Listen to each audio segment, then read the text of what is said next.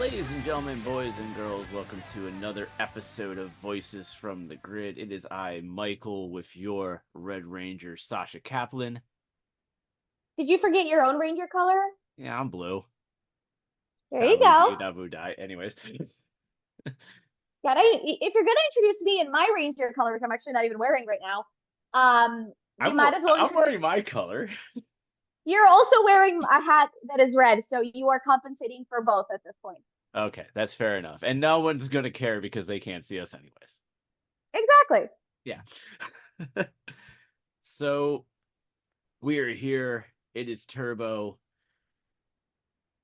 You gotta help us. Yeah, exactly. Although we were just chatting about this, and the 3 episodes we're about to go over, which is Glyph, Wait and See, and Alarmed and Dangerous, they're not that bad of episodes. But they're not that good of episodes either. Yeah. And, we're also going to be doing the next episode as well, and we'll dive into that in the next episode. But yeah, let's just say that at least five of 6 episodes that we're talking on these 2 upcoming, this episode and the next episode, probably have more meaning than the 6th episode that we watched. And yet they're kind of all mostly forgettable except for like 2 of them. Yep. So starting off with Glyph, we start off with what we think were in ancient Egypt. But for a kids show, like, it is actually really well done. How they make you question your reality for a second. Because if you're 10-year-old, you're like, wait, what the heck is going on? But such horrible acting. But hey, Adam is doing okay. Because as Sasha was kind of alluding to, for 10-year-olds, it's like, oh yeah, great imagination. Yeah, it's because it's a show. They're doing a show within a show. But at least the audience in the show like the show. It's a lot of show. So what? Real quick, we were texting each other and making jokes about this. You said more Indiana Jones. I said more The Mummy because of ancient there's Egypt. This bit scene in Indiana Jones, right, where he like sticks a staff into a thing and the sunlight shows, and you get like the temple light coming in to find out where the thing is that he was looking for. That's in the first one, isn't it? The Ark? Yeah, he was yeah. Yeah, okay, we can go with that. So. Even though that wasn't really ancient Egypt, that was more going for the Ark of the Covenant, which was more Jewish based than ancient Egypt based. Well, ancient Egypt does technically encompass a few bits of Jewish history. This is true. Like some things happen around the same time, depending on like which pharaoh or whatever. But there were some digs in Egypt, and there's like a scene where he like breaks into like a temple. And again, there's a bit where he sticks the spear, and then the light shines from the spear. I don't remember which movie that was in. It's probably the first. It's probably Raiders of the Lost Ark, which is the first one. We both concluded that it's been a hot minute since we watched in the Indiana Jones films. So please correct us and save us. But in the meantime, we have the swashbuckling adventures of Brendan Fraser as Rick O'Connell. Yeah, but there's no mummy here. It's just because these 2 things involve ancient Egypt does not mean there's connections. I just wanted to bring up the Mummy because we like the Mummy. Watch the Mummy because Brendan Fraser is a national treasure. Yes. Except maybe the 3rd movie. That was kind of rough. Just the first 2. Just the first 2. Even the Scorpion King movie is okay to watch. But anyways, Diva Tox is planning to get politically incorrect. Her actual words in the episode. Yes, like it felt like, were they trying to like add a little bit of like more grown up humor because the audience was a little bit older at that point? Because I looked at this and I'm like, Diva Tox, what? Like, this episode came out in 97, so if you were, let's see here, 93, I was 6 going on 7, so 97, I was probably 10 going on 11 at that point. So I wasn't going to still figure out what was politically incorrect or not. But there's a bit before that where she talks about the fact that she was engaged to some guy and had to go to therapy. And I'm looking at this like, girl, you need that was either the worst therapist ever and you need your money back, or like you were not into that therapy. Because let me tell you, that therapist did nothing for you. Yeah, and the former fiance is the Pharaoh, which is the most original monster name we can think of. And he That has is a actually his first name and title. And he's just there. yeah, he He's has got a staff. yeah, he has a magical staff, which is apparently the exact same staff as the one from the show that Adam was in. What a coincidence! Um, and somehow there's a switch. Adam gets the Pharaoh's Well, staff, because and what happens is that the Pharaoh shows up to plant the bomb, yeah, and then the dorky guy who is in charge of the sets or whatever, the older guy, yeah, comes in and sees the staff. So then that Adam is comes in, and Mr. Adam's like, Peabody. sure.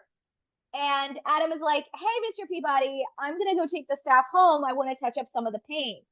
And Mr. Peabody sees the staff that's attached to our monster because the monster's pretending he's a prop. And so Adam just takes it. Yep. And as Adam leaves, everything that is in English starts turning into hieroglyphics. Justin is the first one to really notice this, and then Kat and Adam look confused because Kat and Justin were actually going over his studies. And yeah, Demetria tries to talk to the Rangers, but I kind of tuned her out because Demetria is useless as always. So I, there are times when I hate her, and I think it's either this episode or the next one. I actually have a note about Demetria being, no, it is this one. I have Demetria helpful, not helpful, question mark. Because she sort of gives them just enough of a question to figure out the answer themselves. But then again, like, what is the point if they can just figure it out themselves? Yeah. Um. So, anyways, Adam, Justin, and Kat, they're trying to look into things, and they're attacked by piranhatrons, and the piranhatrons steal the staff. Shocking. They tend to steal things, quite honestly. Oh, and predating this a little bit was when the Pharaoh was at the shop with all the props. He did put in a pyramid shaped bomb detonator into Yeah. yeah. So um Well, you got to stick with the motif of the episode. yeah. So, anyways, all the Rangers go to the little prop section for the show, and they run into Mr. Peabody, and they're trying to find the bomb. And so, as a way of trying to find the bomb, Mr. Peabody's like, "Well, I have to do inventory." So the Rangers help him do inventory when they find the one thing that doesn't pan out or have an item code or anything. There you go. You found your bomb. Yep. Um, There is actually there's a point where kind of like they figure it all out, and then in the thing there's like some actually really interesting morph fight music when they're in on the set that was like a little different than what we'd heard in other episodes yeah. or will hear in future episodes. Um, the Pharaoh just wants to go home. He's done fighting for Divatox, but instead he falls to the Rangers instead. Um, Overall, it's yes. Nobody's going to see you raise your hand. Go for it. Two questions. Did we need all of the Rangers for this? No, No, no, not really. And number two, there's a point where at the end of the episode, within earshot of Mr. Peabody, they go, way to go, Adam! they haven't been really good with the whole secret identity thing for a while, but everyone's also playing stupid at the same time. That comes up at the end of the three in the last episode we're reviewing today as well. Yes. So with that, Pharaoh falls. This overall it was an okay episode. Um, like I like the premise a little bit. It was like a little bit different, trying to deal with something and just causing chaos, I guess, a little bit, but it was okay. Unless you have other thoughts. I'm just confused. That's what Turbo does to everybody. Didn't they graduate? Um, yes. So technically this is summer? Yes. No, no, it's spring semester. So they graduated Because early? remember the six because remember in the next episode that we're doing, the third episode of those ones involves talking about fall semester plus uh when we do Right, and then when but we do alarmed they're and not dangerous in, they're still in school. they're not, Justin is. But the So thing is is this though like is the that end of this it's semester? Because they've graduated. it's weird because yeah, they have graduated, but it's also weird because like you see Kat and Tanya like still in Angel Grove High for an It's episode that we're mostly about to talk. just Pat. And here, like, she's very clearly helping Justin study. Yeah. I'm so confused. Power Ranger continuity does not make sense. No, it does not. All right, well, there was a sword fight. It is about as forgettable as the rest of this. There's a part where the monster gets kicked by a child, and the monster screams, "Help! I've fallen and I can't get up!" Yep. Reminding people that we are using infomercials in our dialogue. I have a really you talk about politically incorrect. Get Man, do that I have monster a life alert bracelet ASAP. you do realize that whenever we see those infomercials, it's always white people who can't do the simplest of things. To be honest, I can't even remember the last time I actually watched an infomercial, bro. Like that is like so early 2000s. Like we So moved on. so hilariously, somebody took all of the infomercials and everything that people would do wrong, including pouring milk into cereal. I don't know how you could screw that up though. And as interesting as this is, it's more interesting than some of these episodes. not really, no, not by But much. anyways, they did a compilation video of all of the people doing the thing, going like white people not being able to do simple things. Um. Anyways, our next episode is Wait and See. Um, which I have to turn the page in my notebook here. yeah, I rip them out of my notebook. Oh yeah, I don't do that. Yeah. Um, we start off with the minions are lost and they crash into something, and this is in regards to Elgar and the other um Rygog and Porto. Porto. Yeah, they kind of crash into something. Um, but then we switch things over to Kat auditioning for the Nutcracker, to which Kat then gets the lead role. The one girl who was cockily saying, like, I always get the leads in these things, made fun of Kat's weight, which then made Kat become a little, you know, what's it called? Insecure. Yeah, insecure. According to the synopsis on the Ranger Wiki, it actually says Kat is made to believe she is overweight and begins a dangerous anorexic habit. Well, I'm sorry. I'm not laughing at people that actually deal with eating disorders. I am laughing at this episode's attempt to portray that in all of 2 scenes, 2.5. Okay, it's like 3 scenes. You have the girl's initial comment, which that actress actually was in an episode of Grimm, which is really cool. To Kat choosing to skip a meal at the juice bar, to Kat getting zapped by the monster and becoming light. And then 2 seconds later, she's in the ranger in the command center, and Demetria makes a comment, and then she's fine and has this epiphany of like, oh yeah, it shouldn't matter what other people think, and I'm happy with who I am. And it was like I know like I don't understand. Given some of the dialogue we saw in the last episode, is this like some weird attempt to like age up the Rangers and make it more appealing to older audiences? Because this is not like 10-year-olds are not going to pick up on this.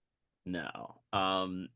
We're definitely not going to pick up on that, not till like maybe a few years later, when we start hitting like high school and stuff like that, and having to deal with, a lot of these things, because a lot of us are in elementary school or middle school at this point still.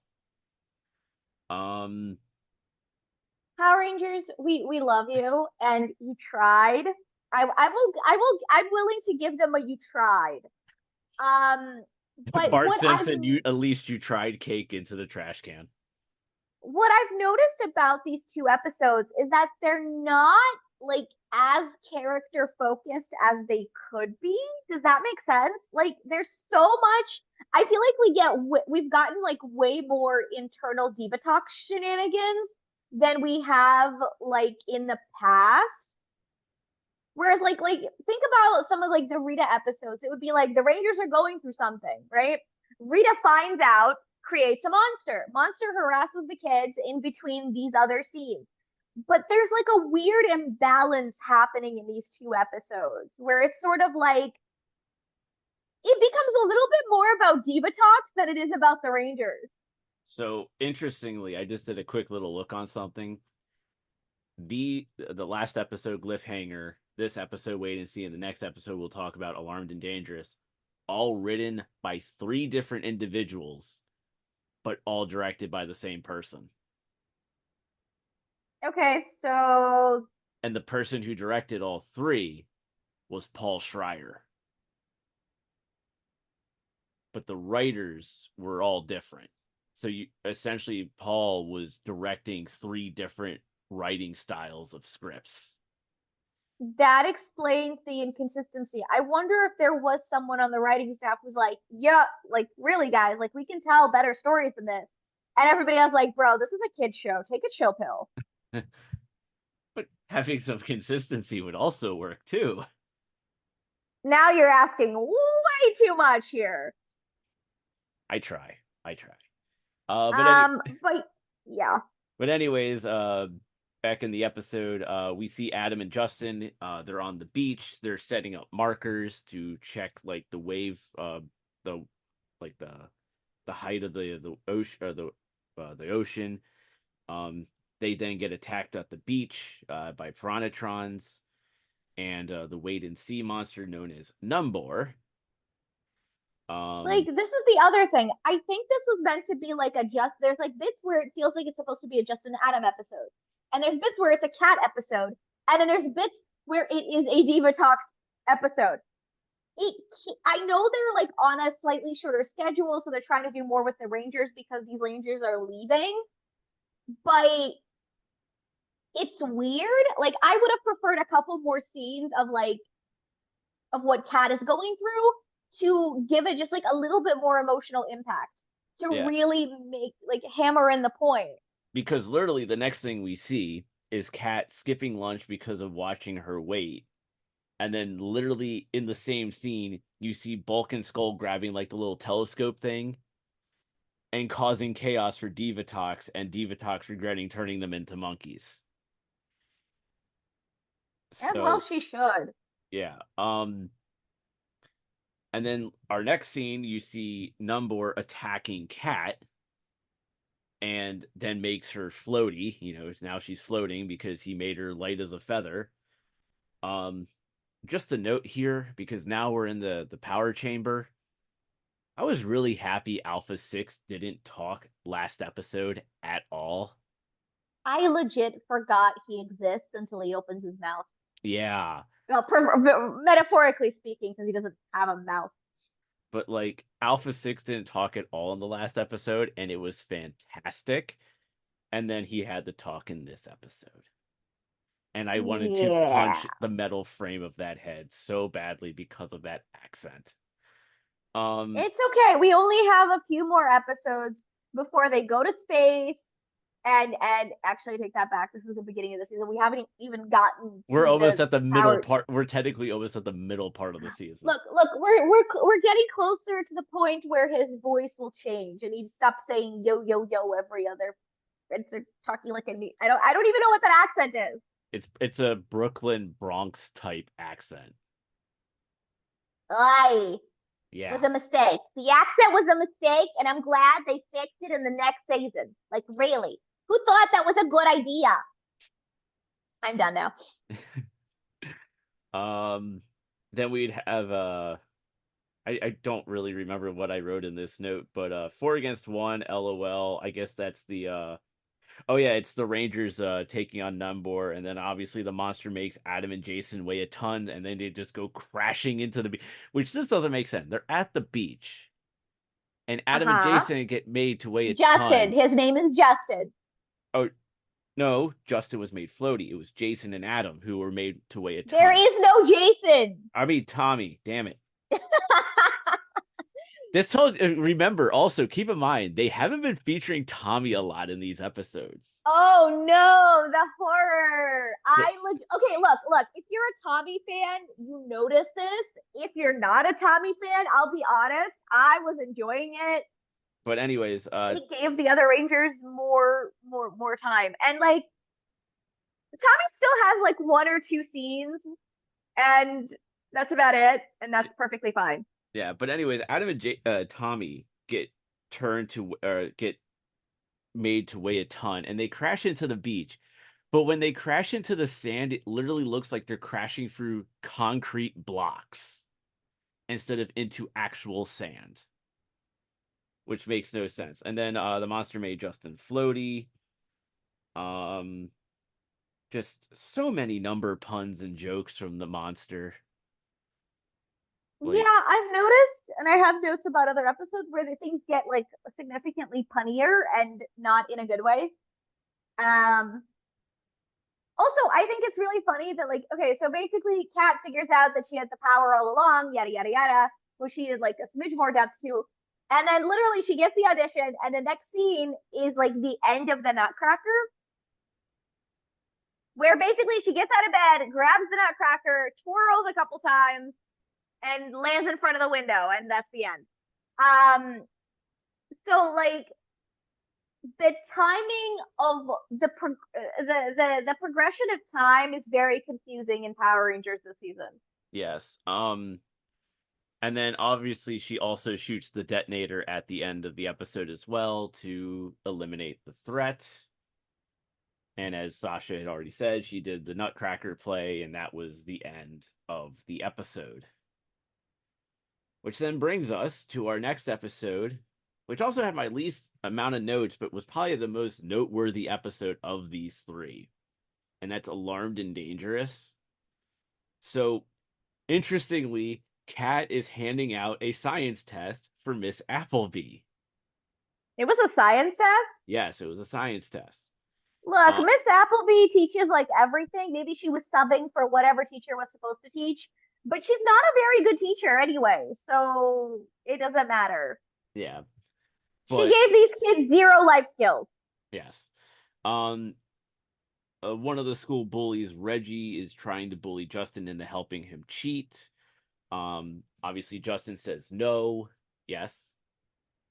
So I'm starting to notice a trend that was started in the last episode that will continue when we record the next episode, which is throwing out random people for the Rangers to interact with that get their own little mini like episode, right? Less so in the previous episode, but in this episode you get to because like there's a lot of scenes with Reggie and Junior. Yeah. And but anyways, you know, Junior then gets involved in the bullying, and Justin's trying to, tell him off and stuff like that. And all three of them get thrown out of the class, which then results in Reggie pulling the fire alarm at school. And yeah, Diva Talks, as a result of this, plots to use false fire alarms to get the Rangers running frantically all over the place. Yeah, but she didn't do a very good job of it. What she should have done was like place her detonator right on like the east side of town in the abandoned warehouse district, and then set a whole bunch of alarms to go off on the west, or in like we're at the juice bar. So the Rangers would have been kept busy with these alarms one by one, and the detonator could have gone off without a hitch. She's not smart. It's okay. Ugh, these super villains cannot do the villainy. This is why they ultimately get defeated. Yeah. But anyways, while all this is going on, and I mean, there's a great moment where I think it's Adam, Tanya, and Tommy are literally sitting at the juice bar while the alarms are going off, and Detective Stone is like, "Oh, we must take every alarm seriously," and then like one of the monkeys just throws water on him, and it's like not that literally. Um, but anyways, Reggie and Junior continue to bully Justin. Justin debates using the turbo powers until Kat shows up, and this is like in the hallways of the school. And then there's another moment where Reggie and Junior chase Justin up a tree, and when they're not looking, he teleports away. No, no, no, no, no, no. That's not what happened. He's standing on a branch that almost breaks, and he Yeah, manages to teleport before he falls. So he ends up falling in the command center and then gets told off for teleporting. I'm like, oh, I'm so sorry. He should have freaking fallen off a tree and broken his neck.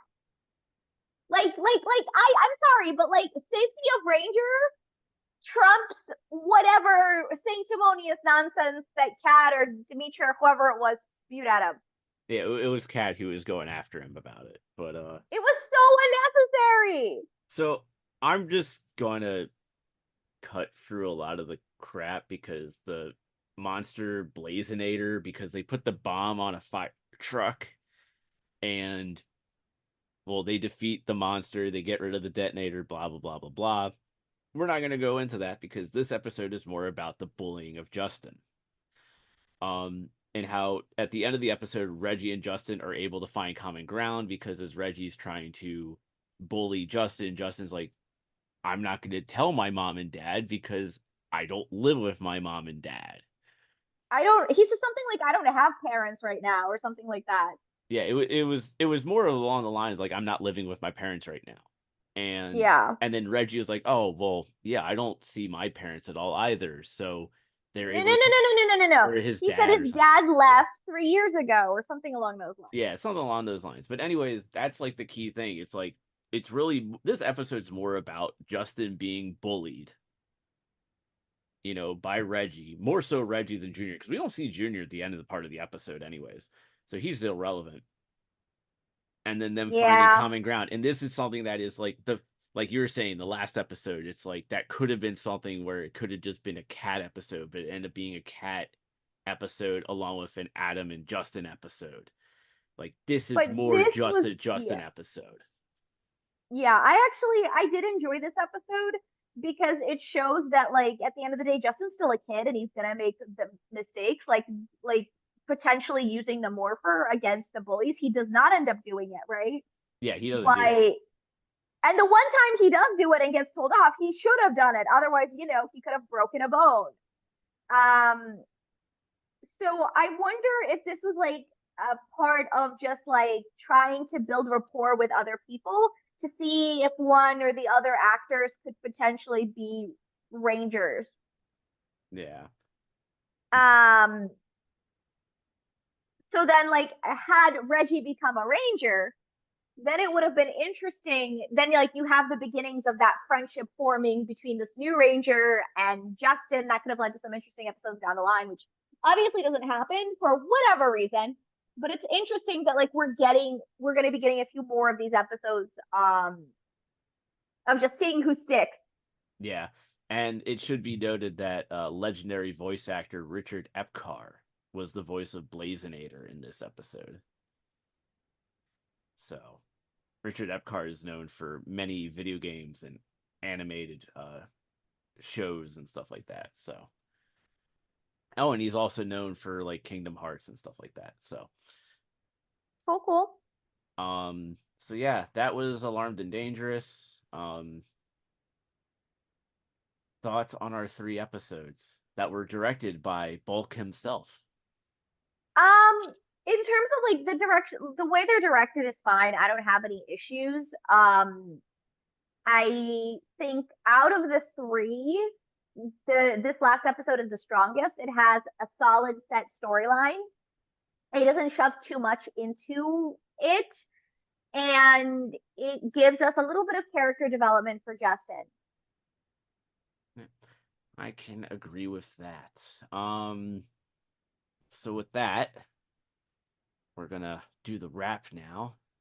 Sasha, where can people find you on social media? They can't. I quit. I don't exist. Oh, okay. Fair enough. No. You can find me on Twitter at Geeky Kaplan with a K. That's pretty much the only place I am. Oh, and I'm on Blue Sky. Also, same thing, Geeky Kaplan. And yeah, and don't be a dick to people. You can find me on Twitter at the Lindbaum75, Facebook at facebook.com/x75productions, Twitch at twitch.tv/the Michael X75. I'm on Blue Sky, also at the Lindenbaum75 as well. And are we really promoting Blue Sky now? This might be the only episode we ever promote Blue Sky on. But entirely possible. yes. And then for the show itself, you can go on the Twitter at VFTG_PR, and that will click the link tree that go to everywhere you can find the show at. So with that, and don't forget to comment if you liked the episode, or you didn't like the episode, or you want someone to slap Mike. I'm pretty sure everyone would just be like slap Mike. But anyways, so with that, until our next more phenomenal episode, may the power protect you. Power protect you.